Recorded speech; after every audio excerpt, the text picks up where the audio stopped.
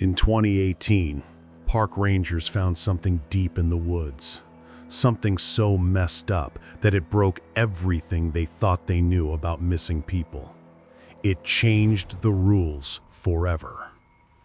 What if I told you the spots we call the safest places to camp are actually the ones you should run from? There are 5 campgrounds out there, labeled safe, on every map that have something terrifying in common. They are all missing people factories. You see, for years, park rangers had a mystery they couldn't solve. Hikers kept disappearing, but only from these 5 specific secure campgrounds. Think about that for a second. The places with perfect cell service, clear boundaries, and paved roads are where people vanished without a trace. It makes no sense. The general public had their own theories, most of them completely wrong. The rangers, though, they kept digging. They kept seeing the same impossible details over and over until they hit a wall. Until 2018. That's when the expectation versus reality finally flipped, and what they found in a dark corner of one of these safe places changed search and rescue forever. I'm going to walk you through the 5 spots, the horrifying pattern, and the single, simple discovery that proved that sometimes the monster isn't outside the fence. It's built right into the perimeter. The problem started way before 2018. It was a cold truth they tried to ignore.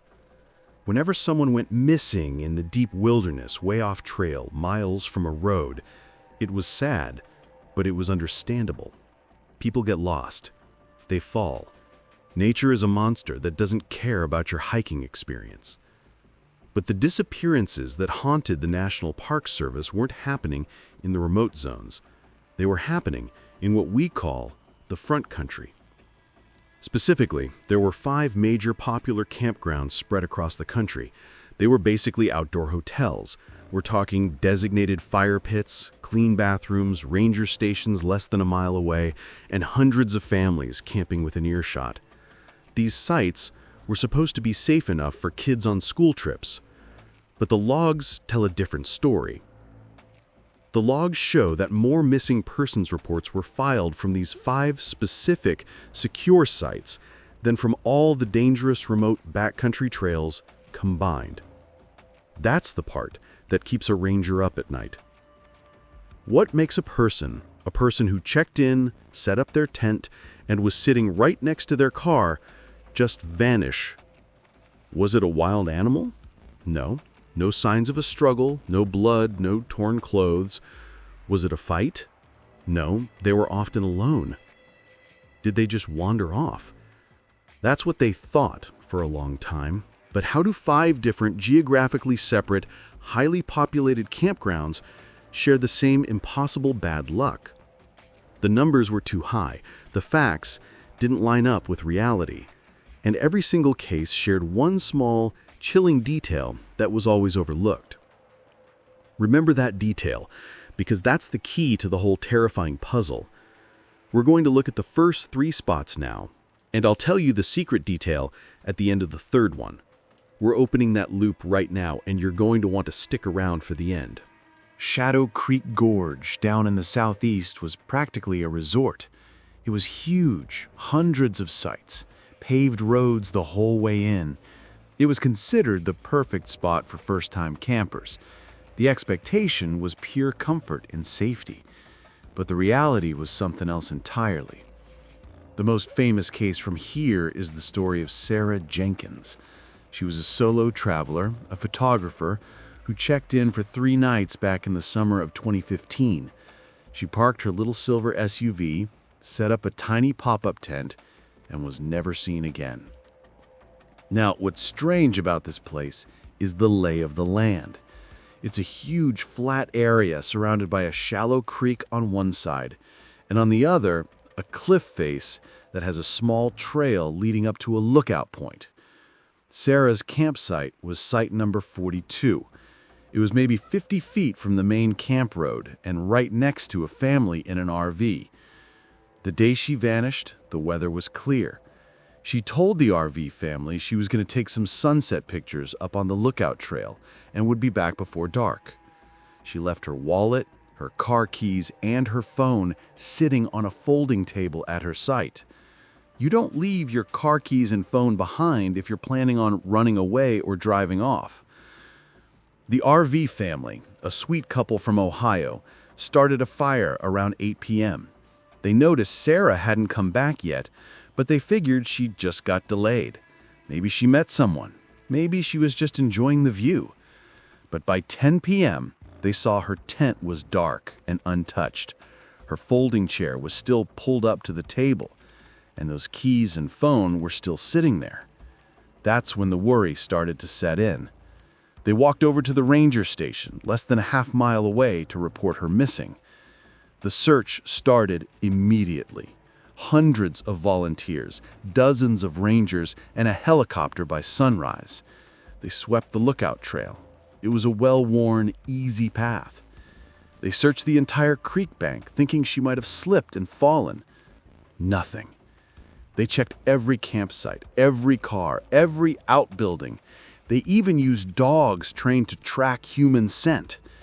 The dogs didn't go far. The dogs kept walking to the edge of the campsite right next to the RV, then they would stop, get confused, and turn around. It was like she had just lifted off the ground. The only thing they found? A single, small, perfectly clean hiking boot, sitting by the tree line about 20 feet from her tent. It was Sarah's. The lace was tied. It was just set down like she walked out of it. It looked completely deliberate. This was the first of 5 similar stories. Sarah Jenkins vanished from a busy, secure campground, leaving her life essentials behind with a creepy, single, clean boot as the only clue.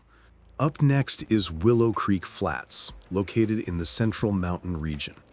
This is a cold, high-altitude spot popular with serious hikers who like to spend the night or two before tackling a big multi-day climb. It's famous for its wide-open fields and clear night skies. It's basically impossible to get lost here. You can see for miles. The expectation here is rugged, exposed, but visually safe. If something happened, you'd see it from a distance. But reality is a harsh master. Back in the spring of 2016, a man named Marcus Lyle went missing. Marcus was a seasoned mountaineer. He'd climbed peaks all over the world. He was in his 40s, super fit, and he was using Willow Creek Flats as a base camp. He had a tent, a small backpack, and he was scheduled to meet a climbing partner the next morning. He checked in, set up his gear, and ate a simple dinner. A group of college students camping a few hundred yards away said they saw him around 9 p.m., sitting quietly by his unlit fire pit, just looking up at the stars. The next morning, his climbing partner showed up. No Marcus. Everything was still there. His tent was zipped up tight. Inside, his sleeping bag was neatly folded. His stove, his rope, his climbing harness, all his expensive, necessary gear was inside the tent. His car was locked in the parking lot. Marcus was gone. Now, unlike Sarah, who was a tourist, Marcus was an expert. He didn't just wander off. If he had decided to go for an impromptu night hike, he would have taken his water bottle, his headlamp, or at least his jacket. It was cold enough that night to get frostbite. He left everything you need to survive in that kind of cold all inside his tent. It was as if he'd been called away for a second, a single step outside the tent, and then simply disappeared into the vast open flatness. Again, the search was huge. Helicopters, search parties, local police, nothing. The ground was slightly damp from the night fog, and they expected to find some kind of footprint, a slip, a sign of anything. But the only footprints near his tent were the ones they themselves had made. It was sterile, perfect. That open, wide field where you could see every movement swallowed an expert mountaineer without a ripple. The chilling detail in this case? Just like Sarah Jenkins, the item left behind was strange. Right outside the Zip's tent, sitting perfectly straight up on the ground, was Marcus's brand new, expensive high-altitude headlamp. Its strap was fully secured and the beam was facing the forest edge. It wasn't dropped, it was placed. The third site, the King's Forest Loop, is the oldest in the park system. It's got huge, ancient pine trees, and the campsites are tucked away into little private alcoves. It feels incredibly cozy and secluded. It's a very different vibe from the other two. The expectation here is total privacy and connection with nature. The kind of spot where you might feel a little spooked, but ultimately protected by the density of the woods and the proximity of the next campsite. In 2017, a retired couple, the Millers, disappeared here. They were in their 70s, they were doing a scenic road trip, they were not hikers, they were in a huge silver camper van, and they booked a site for one night. They spoke to the ranger on duty that afternoon, commenting on how quiet and peaceful the forest was. Their van was huge. Their doors were locked at night, and they were frankly less likely to just wander off than any of the other missing people. The next morning, the site was empty. No note, the site was paid for, but the Millers and their massive silver van were gone. They weren't seen driving out the main park entrance. The ranger checked the security gate logs. Their license plate never scanned out. The van and the couple had vanished from a contained, single-entry campground. That is practically a logistical impossibility. A whole camper van doesn't just vaporize. The state police assumed they must have found a different way out, maybe a maintenance road. But the park has a perimeter fence 10 feet high that runs for 50 miles. The fence was checked, mile by mile. No holes, no downed trees, it was intact. And this is where we have to pause and look at the chilling detail. The single, shared, unsettling thread that ties Shadow Creek, Willow Creek, and the King's Forest together. It's what drove the rangers insane. In the first case, Sarah Jenkins, they found her clean hiking boot just placed there. In the second, Marcus Lyle, they found his new headlamp set down facing the woods. And in the third, the Millers, they found their heavy-duty custom-made rubber doormat from their camper van placed perfectly outside their site marker post, as if it was waiting for their return. In all three cases, one item was left behind. A clean item, a useful item, an item that signaled a departure but not a struggle. It was like a little clue left by the person who went missing or something else. The item was always something that belonged on the ground, or something you wear on your foot or head. An item that touches the earth and an item that helps you see in the dark. It's too specific to be random. It's too clean to be a mistake. It's almost like a calling card. These things were not lost, they were presented. That was the open loop that kept the Rangers pushing for 2 more years until they finally cracked the whole terrifying story. Black Rock Mesa is probably the most remote of the safe campgrounds, but it's still considered safe because of the geography. It's a huge, flat, arid plateau, and the campsites are all cut into the soft red sandstone. It's open, visible, and the desert heat makes it feel kind of sterile and not very spooky. The expectation here is that you can see anything coming from miles, and that the only danger is the sun. But the real danger, as always, was the quiet disappearance.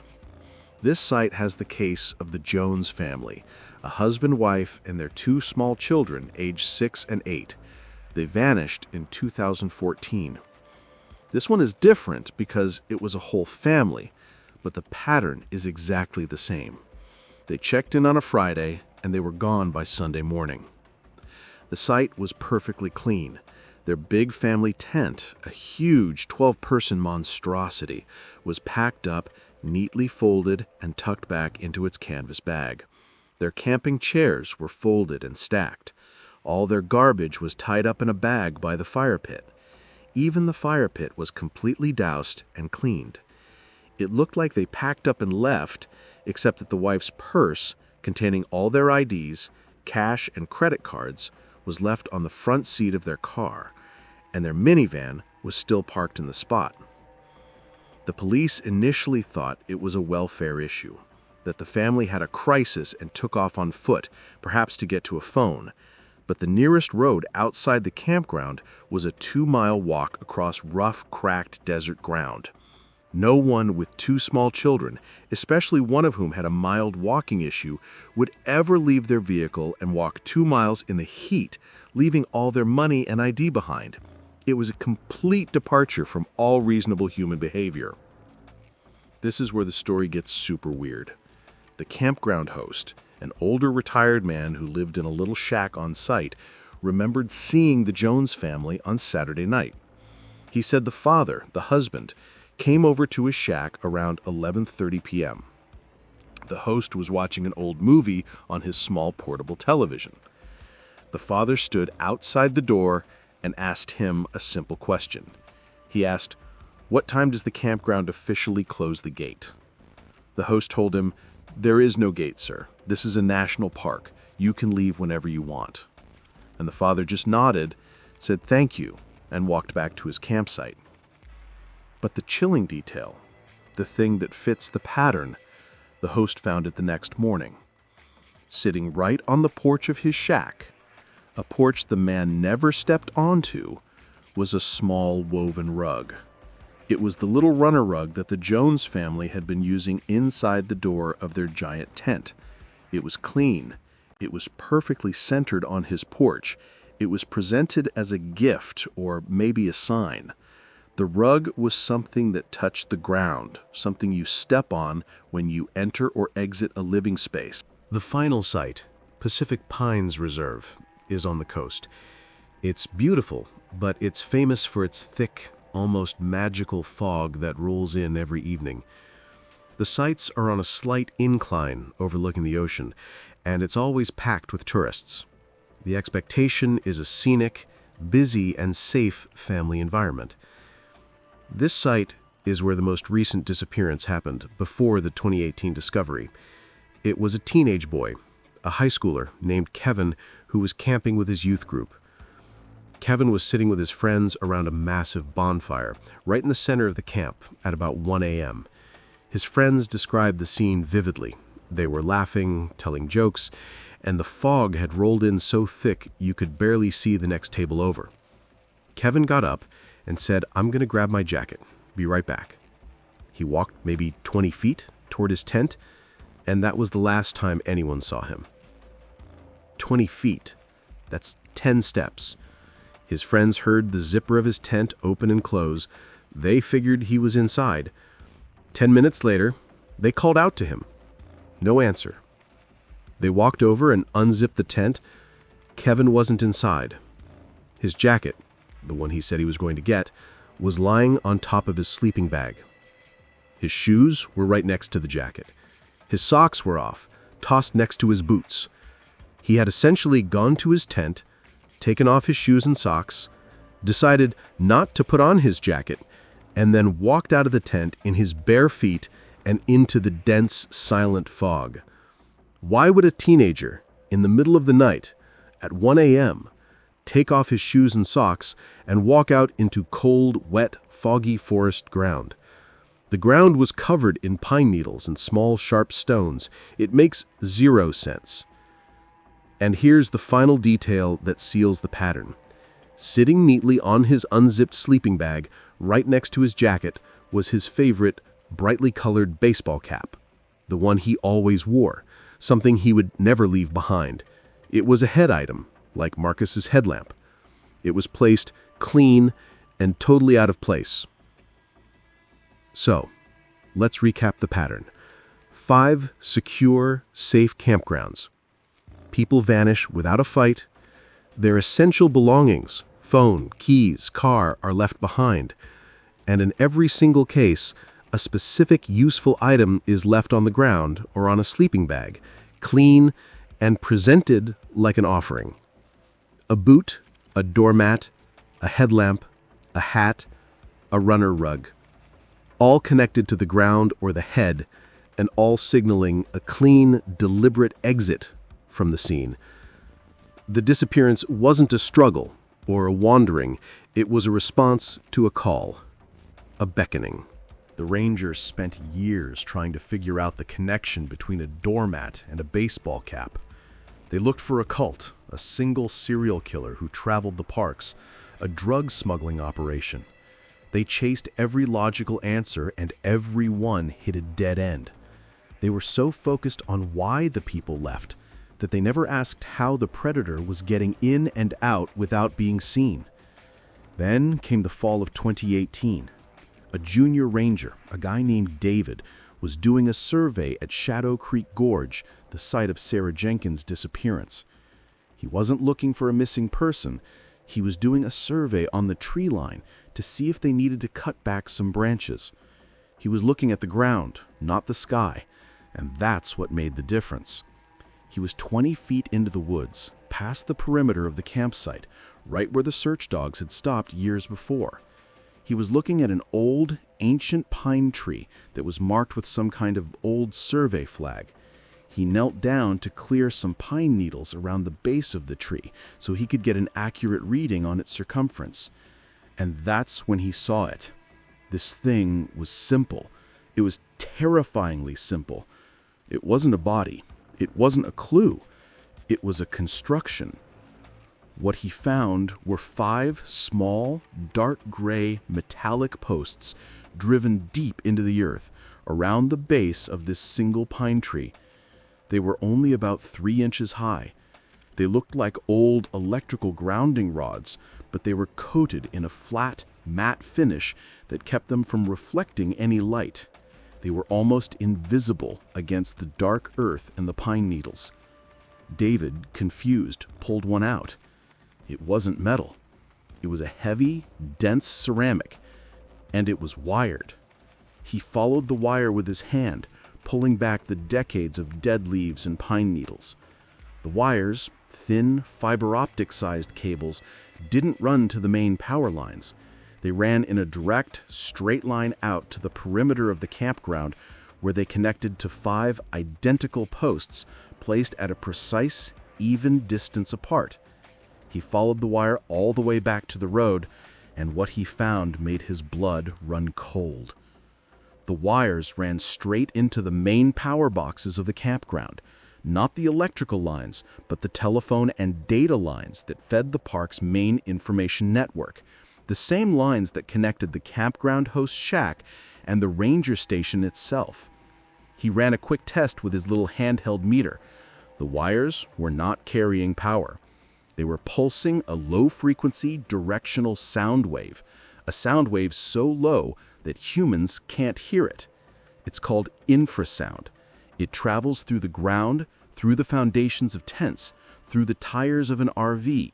It's felt, not heard, and it's been studied for decades.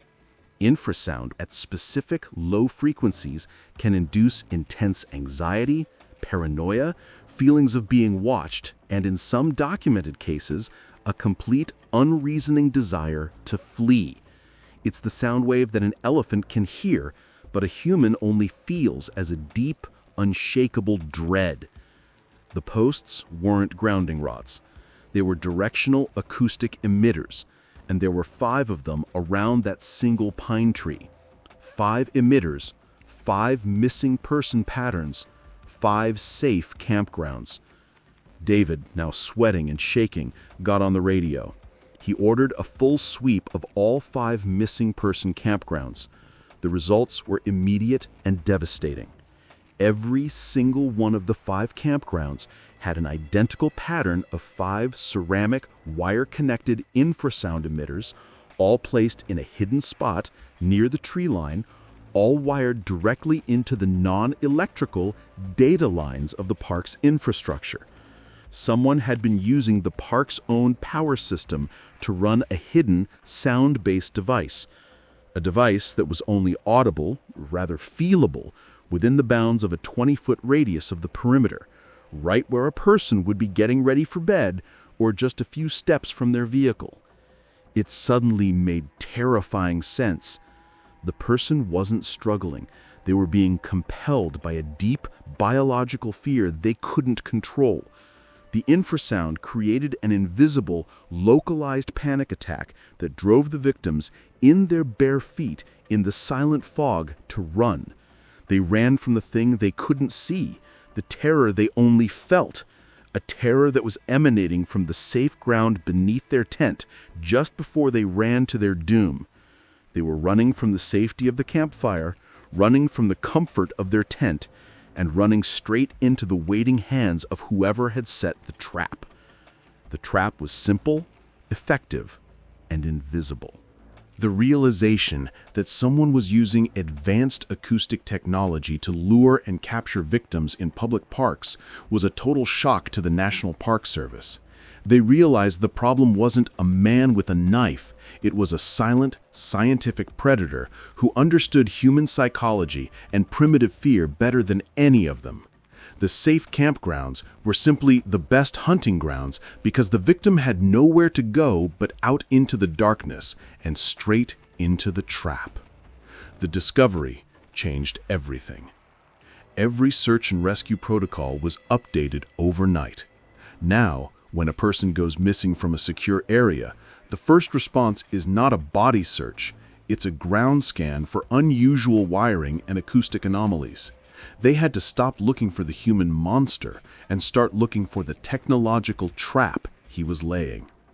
And that's the truth about those safe camping spots. The only thing they're safe for is the person who installed the invisible sound that makes you walk out of your life and into the dark, barefooted, leaving behind a small gift for the ground you just ran from. If you want to hear the terrifying story of what they found connected to those infrasound emitters, watch this video next.